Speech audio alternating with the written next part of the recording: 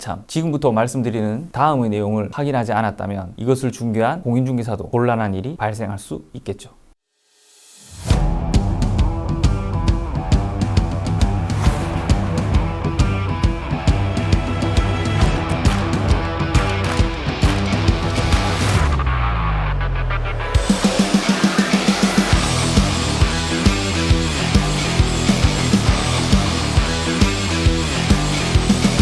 부동산TV 리얼입니다. 지금부터 여러분이 매매 계약 시 놓치고 있었던 부분에 대해서 말씀드리겠습니다.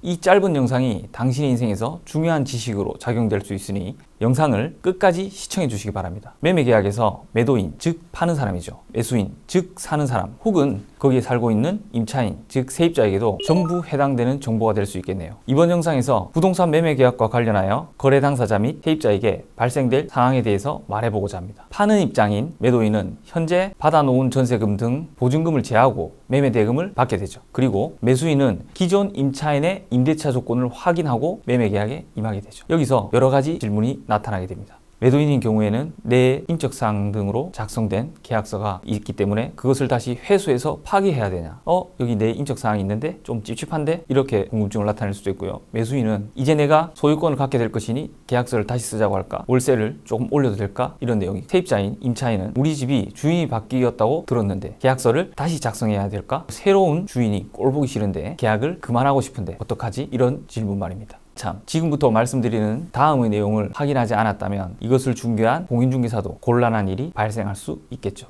내가 퇴직금으로 노후를 준비할 월세가 나오는 수익형 부동산을 사들이려고 합니다. 무조건 수익률이 높은 부동산을 사고 싶어하는 마음은 누구나 똑같이 가지고 있겠지만 여기서 이것을 반드시 체크하시길 바랍니다. 결론부터 말씀드리면, 내가 사들인 부동산의 임차인이, 즉 세입자가 여러 가지 입장에서 이 기회를 통하여 임대차 계약을 종료를 하자고 주장할 수 있습니다. 그 결과 다시 이 부동산은 공실이 되겠죠. 그럼 월세를 받으려는 본인의 계획에 당연히 차질이 생기게 되실 겁니다. 자, 법적으로 접근해 볼까요? 주택임대차보호법 제3조 4항에는 임차주택의 양수인은 임대인의 지위를 승계한 것으로 본다 규정하고 있고, 상가건물 임대차보호법 제3조의 2항에서도 임차건물의 양수인은 임대인의 지위를 승계한 것으로 본다 라고 규정하고 있으므로 부동산 매매계약 시 임차인은 매수인인 나에게 승계되는 겁니다. 이러한 규정들로 인하여 임차인, 즉 세입자들의 입장에선 계약서를 다시 작성하지 않으셔도 되는 것이고요. 자, 여기서 그 밖에 임대할 권리를 승계한 자를 포함한다 라고 하였습니다. 상속, 증여가 이루어진 경우에도 서로 간의 입장은 마찬가지가 되겠죠. 다시 정리해보자면, 인수되는 임대차 관계는 임대차 보호법상 대항력을 갖춘 임차인인 경우에는 해당 주택이나 상가가 매매되더라도 그 임대차는 매수인에게 당연 승계되어 임차인은 계약서의 변경 없이도 기존 임대인과의 체결한 계약서만으로도 계속적으로 임대차 관계를 유지할 수 있도록 되어 있어 크게 신경 쓰지 않고 매매 계약을 처리하는 경우가 많다는 것이죠. 하지만 임차인이 이 임대차 계약의 종료를 원할 경우가 발생하는 것이 문제가 되겠죠. 몇 억 혹은 몇십억을 들여서 월세 수익을 득하겠다는 목적은 당분간 이루어지지 않을 수도 있습니다. 이러한 내용을 뒷받침할 수 있는 판례들을 한번 보겠습니다.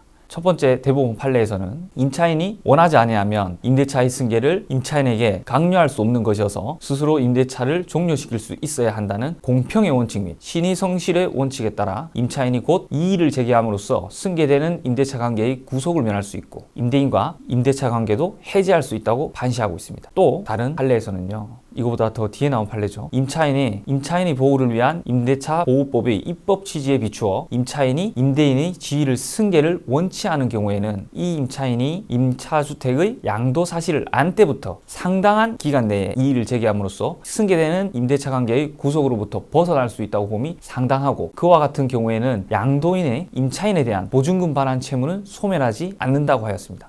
양도 사실을 안 때부터 상당한 기간 내에 이의를 제기할 수 있다고 되어 있어 지금 소유권 이전 등기가 끝났다고 해서 안심할 단계는 아니라는 거죠. 그래서 다른 입장에서 임차인, 즉 세입자 나라면 아직 계약을 종료할 수 있는 기회가 있다는 뜻이 되겠죠. 여기서 상당한 기간이란 통상적으로 약 1개월 정도를 뜻한다고 합니다. 이의 제기 기간이 지나면 승계 거부권은 상실된다고 하니 참고하시길 바랍니다. 자, 그렇다면 판 사람, 즉 매도인은 끝난 것일까요? 아니죠. 이런 경우가 발생할 경우 양도인은, 즉 판 사람에게 보증금 반환에 대한 채무가 소멸되지 않고 남아있다는 것도 생각해 보셔야 됩니다. 자, 그럼 어떻게 해야 할까요? 라는 질문이 있겠죠. 답은 간단합니다. 부동산 매매 계약을 하려고 할 경우에 사전에 미리 이러한 내용들을 확인하면 됩니다. 사전에 거주하고 있는 임차인이나 사업을 영위하고 있는 임차인에게 확인서 등을 받아 추후 문제를 사전에 방지할 수 있습니다. 물론 이 영상을 보고 있는 분이 중개사라면 이러한 내용을 사전에 체크해서 머리 아픈 일이 발생하지 않도록 노력해야겠죠. 매도인, 매수인 전부 마찬가지입니다. 둘 다 신경 써야 되는 일이 발생하게 될 것이니 팔거나 혹은 사거나 하기 전에 미리 임차인이 계속 있겠다는 의사를 확인하셔야겠죠. 물론 그 증거가 될 수 있는 입증 방법으로요. 내가 집을 파는데 네가 무슨 상관이야, 세입자 주제, 이런 말들은 할 수 없게 되겠죠. 그 임차인이 없었다면 매수인이 매수하려고 할까요? 잘 생각해 보십시오. 앞서 말씀드린 내용들은 임차인이 있는 부동산의 매매 계약 시 유의해야 할 점 중 한 가지였습니다. 자, 또 뵙겠습니다. 지금까지 부동산TV 리얼리였습니다.